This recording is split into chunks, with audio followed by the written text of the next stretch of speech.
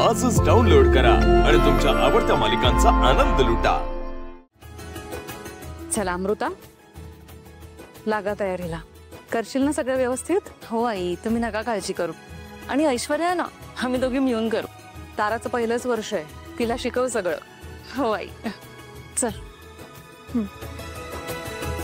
सगळं व्यवस्थित होऊ द्या। होईल, सगळं व्यवस्थित होईल। आहेत ना दोघी, बघतील।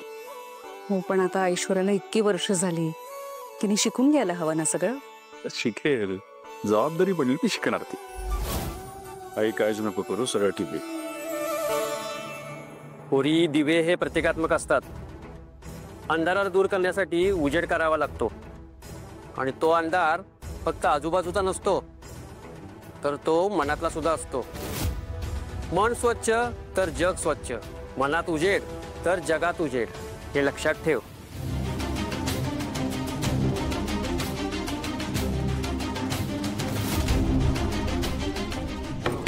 दार उघडा। ऐश्वर्या मॅडम,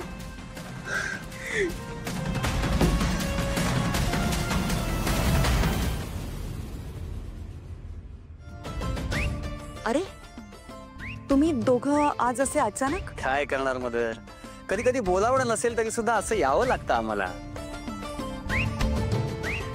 अरे पण पोराला बोलावणं करायची काय गरज आहे? हाय हाय हाय हाय हाय, बघितलं गोरपडे कसा एकदम टायमिंग साधून डायलॉग मारला, एकदम कडक। म्हणजे काय मदर कॉलेजची आहे? हा, हे पण झालंच, पण ड्युटी फर्स्ट। मदर, ऍक्च्युली आम्ही आपल्या जगन्नाथ रावांना, म्हणजे आपल्या मानलेल्या फादरना अटक करायला आलो। काय अटक? हा, का पण त्यांनी काय केलं असं? अंधश्रद्धा पसरवण्याच्या आरोपाखाली आम्हाला त्यांना अटक करावी लागणार आहे। फादर, नाही आम्हाला माहिती आहे की तुम्हाला या गोष्टीने काहीच फरक पडणार नाही, पण उपरचे ऑर्डर आहे, अटक करावीच लागेल। तू तुझं काम कर, माझी फक्त एवढी पूजा होते। पूजा काय होत राहिलो फादर, पर ये अर्जंट है एकदम, मतलब बोले तो टाइम बॉम्ब सुरू आहे उधर। एकदा यांना अटक केलं ना, मग त्यांना काही कामच उरणार नाही, मग लॉ अँड ऑर्डर कसा एकदम मेंटेन होईल। त्यामुळे यांना आता अरेस्ट करावीच लागेल।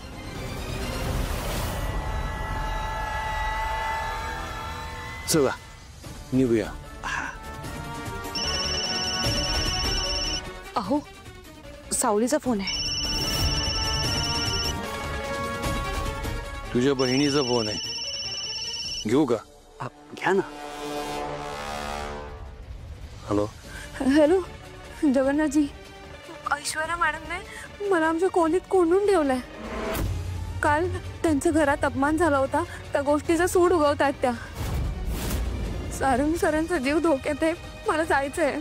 मी सोडवू का तुला?